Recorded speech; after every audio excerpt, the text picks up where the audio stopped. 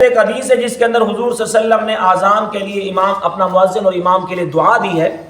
ان نبی ہریرہ رضی اللہ تعالی عنہ قال رسول اللہ صلی اللہ علیہ وسلم الامام ضامن والمؤذن مؤتمن۔ آپ علیہ السلام نے فرمایا کہ امام ذمہ دار ہوتا ہے، ضامن ہوتا ہے کس چیز کا؟ جتنے لوگ اس کے پیچھے نماز پڑھ رہے ہوتے ہیں وہ تمام نمازیوں کی نماز کا ذمہ دار ضامن ہوتا ہے۔ والمؤذن اور مؤذن امانت دار ہوتا ہے۔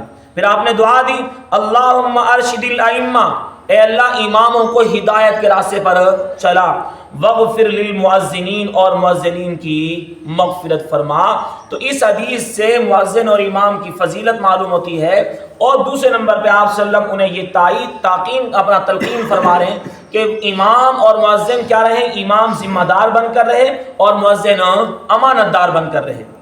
دوسری حدیث حضرت ابو سعید خدری فرماتے ہیں قال رسول اللہ صلی اللہ علیہ وسلم لا يسمع مدى صوت المؤذن جن ولا انس ولا شيء الا شهد له يوم القیامہ۔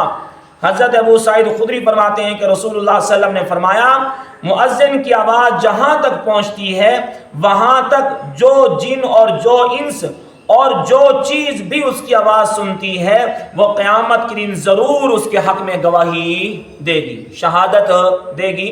اس لیے کہ آذان کے اندر دو حیثیتیں ہیں، ایک حیثیت آذان لوگوں کو جماعت کی طرف بلانا ہے، دوسری حیثیت آذان ایمان کی دعوت بھی ہے۔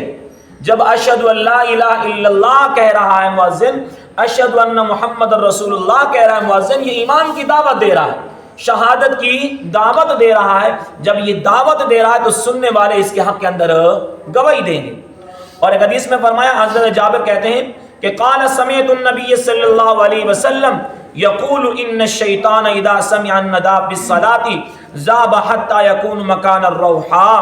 حضرت جابر کہتے ہیں کہ میں نے رسول اللہ صلی اللہ علیہ وسلم سے سنا، آپ فرماتے تھے کہ شیطان جب نماز کی پکار یعنی آذان سنتا ہے تو مقام روحا کے برابر وہ دور چلا جاتا ہے۔ مدینہ سے 36 میل کے فاصلے پر ایک جگہ تھی جس کا نام تھا روحا، لہٰذا آپ نے جو ہے نا اس کا نام لے کر بتایا جتنا یہ جگہ مدینہ سے دور ہے، فرمایا کہ اسی طرح شیطان جب آذان کی آواز سنتا ہے تو اس جگہ سے اتنا دور چلا جاتا ہے، یعنی اس کو آذان کی آواز پسند نہیں ہے۔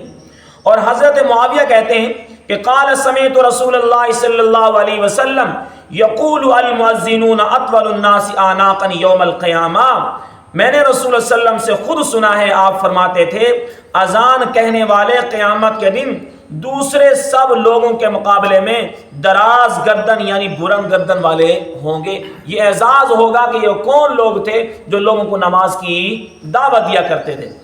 اور حضرت عبداللہ ابن عمر کہتے ہیں کہ قال رسول اللہ صلی اللہ علیہ وسلم ثلاثۃ علی کتبان للمسک یوم القیامہ۔ فرمایا 3 بندے ایسے ہوں گے جو قیامت والے دن مشک کے ٹیلوں پر ہوں گے۔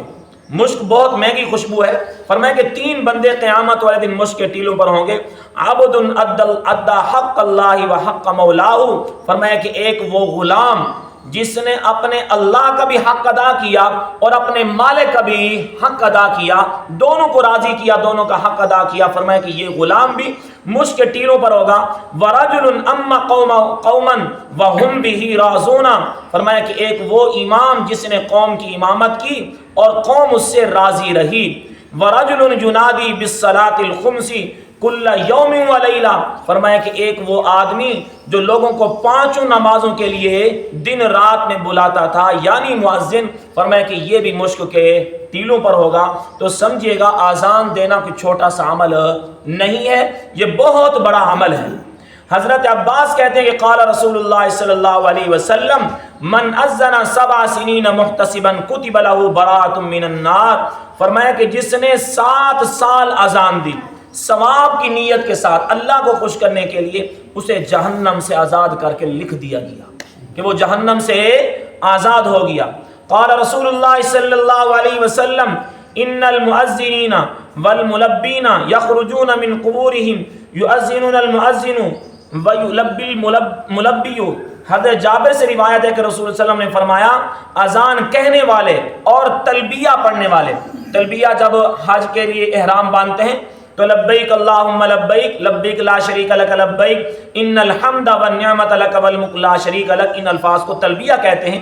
تو حضرت جابر کہتے ہیں کہ رسول صلی اللہ علیہ وسلم نے فرمایا اذان کہنے والے اور تلبیہ پڑھنے والے اپنی قبروں سے اس حال میں نکلیں گے کہ اذان کہنے والے اذان پکارتے ہوں گے، وہ اللہ اکبر کی صدائیں لگاتے ہوں گے، اور تلبیہ پڑھنے والے تلبیہ کی صدا بلند کرتے ہوں گے۔